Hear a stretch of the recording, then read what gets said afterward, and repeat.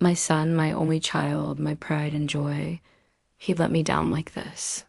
Like any mother, I wanted to nurture my son with all the love and care in the world, shower him with gifts, watch him grow up to be a good, happy man. But sometimes it felt like my son preferred his own company over me. He was introverted, which made sense given that he was homeschooled. That's what my husband and I had decided after our little boy had shown signs of being bullied at his preschool. We pulled him out and decided to homeschool him. That way he could learn at his own pace, at his own comfort level. And we figured it would also give us more time to bond with him. But instead of becoming closer as a result, my son grew further and further away from us, but I didn't notice it at first. I was too busy working and trying to provide for our family. It was until I started having panic attacks that I realized how little I actually knew about my son's life. I couldn't tell you the color of his favorite shirt or his favorite hobby. All I knew is that he liked playing video games. I tried talking to my husband about it, but he just told me to give it time. One day, my son would open up to us, he said. So I waited, hoping that one day would come soon. But as the months turned into years, my son's grades began to suffer and he became increasingly withdrawn. It broke my heart to see my son like this. So when he graduated high school and got accepted into the university of his choice, I was overjoyed. Finally, he was going to meet new people and have new experiences. Maybe then he would finally come out of his shell. I put all my hopes into that. I saved up money for 3 years so that I could pay for my son's education. I wanted him to have the best college experience possible. And when I say best, I mean one with a hefty allowance. I transferred $40,000 into his bank account every month. Then one day, 2 years into his bachelor's degree, my son came home for the weekend and told us that he had met this girl. Her name was Isabella, or Bella for short. I had hoped that my son had found someone special. I remember thinking that maybe she could help him become more sociable. A few weeks later, I met Bella. She was a lovely girl, very pretty.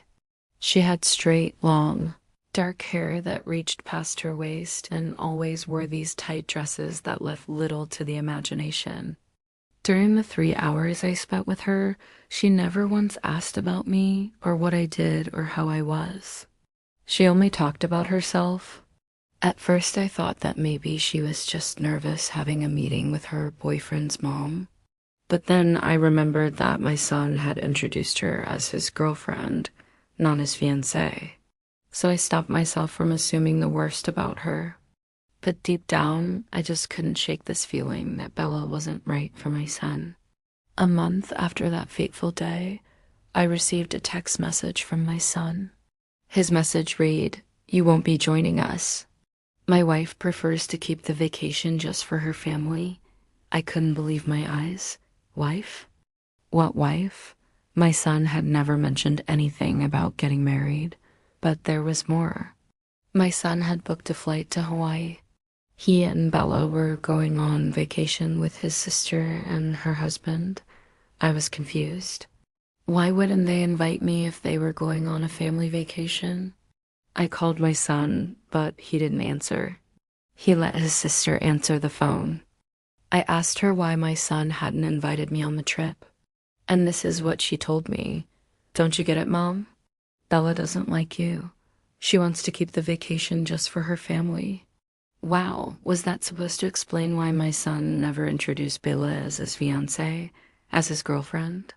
Did my son plan this entire thing with Bella behind my back? Why didn't he tell me he was getting married? I had so many questions, but no answers. So I just hung up on them and went to bed. The next morning, I called my son again, but he still didn't answer. He must have blocked my number. Angry tears streamed down my face as I stared at the phone. This was my son, my sweet, adorable, goofy boy who loved collecting Pokemon cards and watching cartoons with me. Where did he go? What happened to him? Just then, I remembered something my husband had told me years ago. Sometimes when people grow up, they forget their parents. At the time, I had no idea what he meant, but now I did. My son had grown up, and I was nothing more than an annoying memory to him. I looked around the house, at the pictures of my son and I, at the trophies he had won during his short life. I missed my son. I missed the goofy, adorable kid who used to give me hugs every morning before going to school. The boy who would sit on my lap while I cooked dinner and told me everything about his day. The kid who would ask me to tuck him in at night and read him a bedtime story. I had so many plans for my son and me. Places I wanted to visit with him, things I wanted to do with him, memories I wanted to make with him. But now none of that mattered anymore. My son had chosen his own path, and I had no right to interfere. So I took a deep breath, wiped away my tears, and called my husband. Cancel the trip, I told him. I don't want to go anymore. My son had chosen his path.